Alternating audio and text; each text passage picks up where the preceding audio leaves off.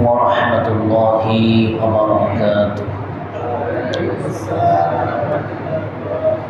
إن الحمد لله بنعمته تتم الصالحات الذي علم القرآن وأكرمنا بالإسلام وأنعم علينا بالقرآن. نستغفره ونتوب إليه وأشهد أن لا إله إلا الله وحده لا شريك له وأشهد أن سيدنا وسندنا وحبيبنا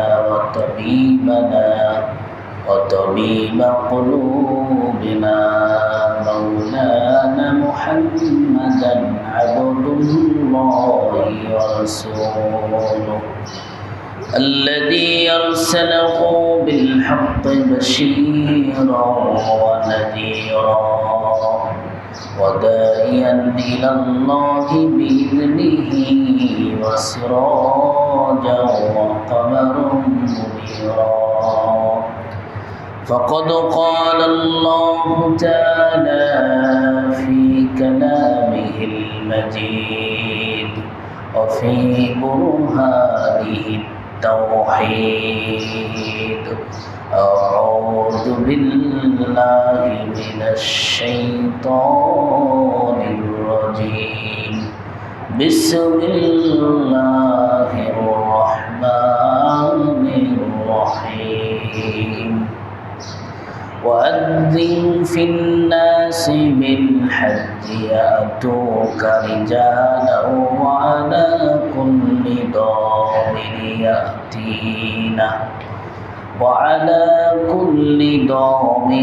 يأتينا من كل فج عميق. صدقت يا ربنا.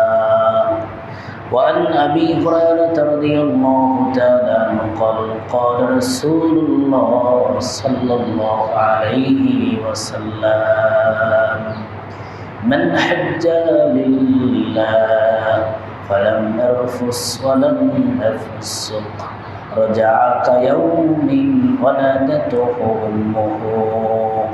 ألقى عليه الصلاة والسلام.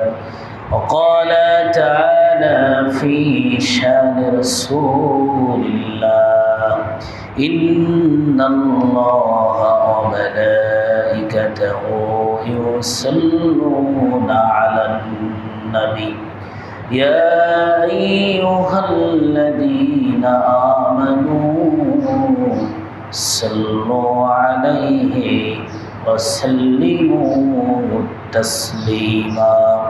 اللهم صل على محمد وعلى آل محمد كما صليت على إبراهيم وعلى آل إبراهيم إنك حميد مجيد. اللهم بارك على محمد وعلى آل محمد كما باركت على إبراهيم وعلى آل إبراهيم إنك حميد مجيد. আলহামদুলিল্লাহ, সমস্ত প্রশংসা সেই মহান রব্বুল আলামিনের দরবারে, যে মহান তাবারক ওয়া তাআলা আমাদের যে সাইয়্যিদুল আইয়াম, সর্বশ্রেষ্ঠ দিনে, পৃথিবীর সর্বশ্রেষ্ঠ স্থানে আল্লাহ রব্বুল আলামিন পবিত্র জিলকাদ মাসের তৃতীয় জুমাতে আল্লাহ তাআলা আমাদেরকে হাজির করেছেন। সেই মহান মনিবের নিকট লাখো কোটি শুকরিয়া। জবান খুলে কলিজা উজাড় করে মহব্বতে পাঠ করব আলহামদুলিল্লাহ। শত কোটি দরুদ ও সালাম সাইয়্যিদুল মুরসালিন ইমামুনা কুদওয়াতুনা সাইয়্যিদুনা হাবিবুনা মুহাম্মাদুর রাসূলুল্লাহ। সবাই পড়ি সাল্লাল্লাহু আলাইহি ওয়াসাল্লাম। যারা আরিত আল কোরআন উপস্থাপিত জীবন আদর্শ সর্বকালের সকল যুগের সকল মানুষের জন্য অনুসরণীয় অনুকরণীয়। সবাই পড়ি সুবহানাল্লাহ। প্রিয় উপস্থিতি, আমরা গত জুমাতে হজ সম্পর্কে আলোচনা করতেছিলাম। আমরা এই জুমাতে হজের ফজিলত এবং হজ ফরজ হওয়ার পরও যদি না আদায় করা হয় তাহলে এর পরিণতি কী হবে আমরা কোরআন এবং হাদিস থেকে শুনব এবং আমরা নিয়ত রাখব আল্লাহ রাব্বুল আলামিন যেন আমাদেরকেও কাবার চত্বরে নিয়ে যান। আমিন বলেন। আল্লাহ রাব্বুল আলামিন হজ একটি ফরজ ইবাদত, যেটি আমরা গত জুমাতে বলেছিলাম আল্লাহ তাআলা হজ ফরজ করেছেন এবং এই হজের মধ্যে যে নিদর্শনগুলো রয়েছে এর মধ্যে রয়েছে হাজরে আসওয়াদ, যেটা আমরা গত জুমায় শুনেছিলাম। এরপরে আল্লাহ রাব্বুল আলামিন নিদর্শন হিসাবে লিখেছেন, কোরআনেও আসছে যে সাফা এবং মারওয়া। আল্লাহ রাব্বুল আলামিন ঘোষণা দিয়েছেন, ইন্নাস সাফা ওয়াল মারওয়াতা মিন শাআইরিল্লাহ, নিশ্চয় সাফা এবং মারওয়া এটি আল্লাহর নিদর্শন। সুবহানাল্লাহ। সাফা এবং মারওয়া দুটি কাবার নিকটে দুটি পাহাড়। হযরত ইব্রাহিম আলাইহিস সালাম তেনার স্ত্রী হাজরা আলাইহিস সালামকে এবং শিশু পুত্র ইসমাঈল আলাইহিস সালামকে সাথে নিয়ে কাবার অদূরে, কাবার প্রান্তরে মরুভূমির নির্জন এলাকায় হযরত ইব্রাহিম আলাইহিস সালাম, মা হাজরা আলাইহিস সালাম এবং শিশু পুত্র ইসমাঈল আলাইহিস সালামকে রেখে আসলেন।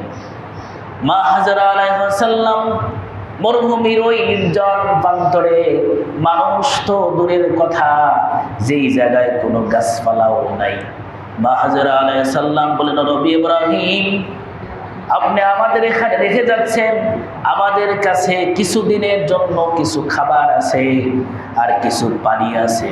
আপনি যে আমাদের এখানে রেখে যাচ্ছেন কার নির্দেশে?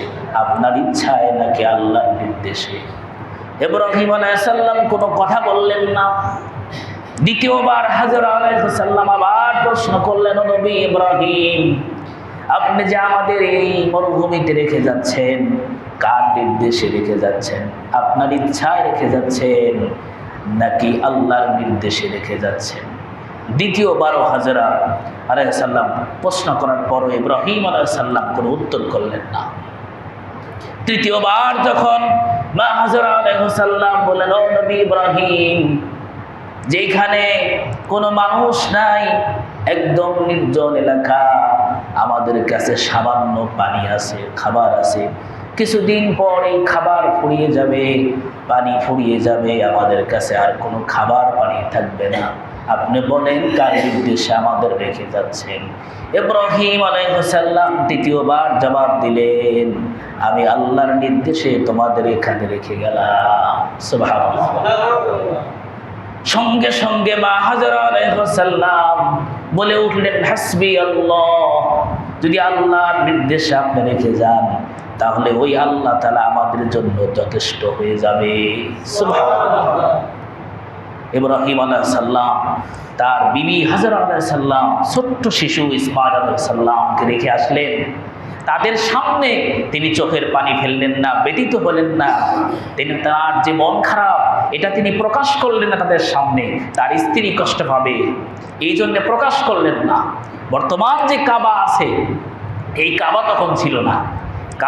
কাবার এই জায়গাটা ছিল একটু উঁচু ভূমি, একটু উঁচু ছিল। ইব্রাহিম আলাইহিস সালাম তাদের কাছ থেকে যখন চলে আসলেন, এই উঁচু ভূমির আড়ালে যখন চলে আসলেন ইব্রাহিম আলাইহিস সালাম এসে তিনি ব্যথিত হৃদয়ে আল্লাহর কাছে দোয়া করলেন। আল্লাহ রাব্বুল আলামিন সূরাতুল হজের 37 নম্বর আয়াতে এই দোয়াটা দিয়েছেন। ইব্রাহিম আলাইহিস সালাম বলে, রব্বানা ইন্নী আসকানতু মিন যুররিয়াতি বিওয়াদিন গায়রি যী যিরইন ইনদা বাইতিকাল মুহাররাম। রব্বুল আলামিন আপনার নির্দেশে আমার পরিবার বংশধরকে এই মরুভূমির এলাকায় রেখে গেলাম, আপনার নির্দেশে রেখে গেলাম, ইনদা বাইতিকাল মুহাররাম, এবং আপনার ঘরের নিকটেই রেখে গেলাম। রব্বানা লিউকিমুস সালাত, যাতে তারা নামাজ প্রতিষ্ঠা করতে পারে, এবং ওয়াজআল আফিদাতাম মিনান নাস, এবং তাদের প্রতি মানুষদেরকে আপনি অনুরাগী করে দিবেন। সুবহানাল্লাহ, তাদের প্রতি মানুষদেরকে আপনি আকর্ষিত করে দিবেন। এই জন্য ইব্রাহিম আলাইহিস সালামের দোয়া আল্লাহ তাআলা কবুল করেছেন, যার পরিপ্রেক্ষিতে মা হাজেরা আলাইহিস সালাম শিশুপুত্র ইসমাঈল আলাইহিস সালাম ছিলেন, কিন্তু চতুর্দিক থেকে তার পরক্ষণে অনেক মানুষ জড়ো হয়ে সেখানে বসবাস শুরু করলো, এবং সেটা লোকালয় পরিণত হয়ে গেল বর্তমান মক্কা শহর। সুবহানাল্লাহ। ইব্রাহিম আলাইহিস সালাম আরো দোয়া করলেন, আল্লাহর কাছে বলেন, আল্লাহ ওয়ারযুকুহুম মিনাস সামারাত, তাদের জন্য আপনি ফল ফলাদির ব্যবস্থা করে দিবেন, লাআল্লাহুম ইয়াশকুরুন, যাতে তারা আল্লাহর আপনার শুকরিয়া আদায় করতে পারে। সুবহানাল্লাহ। এই জন্যে ইব্রাহিম আলাইহিস সালাম দোয়া করেছিলেন মক্কার জন্য এবং ওই অধিবাসীর জন্য, যে আল্লাহ এদেরকে আপনি সামারত ফল ফলাদিতে ভরে দিবেন। এই জন্যে মক্কার শহরে যত ফল আমদানি হয়, পৃথিবীর অন্য কোনো শহরে এত ফল আমদানি হয় না। সুবহানাল্লাহ। ওই ইব্রাহিম আলাইহিস সালামের দোয়া।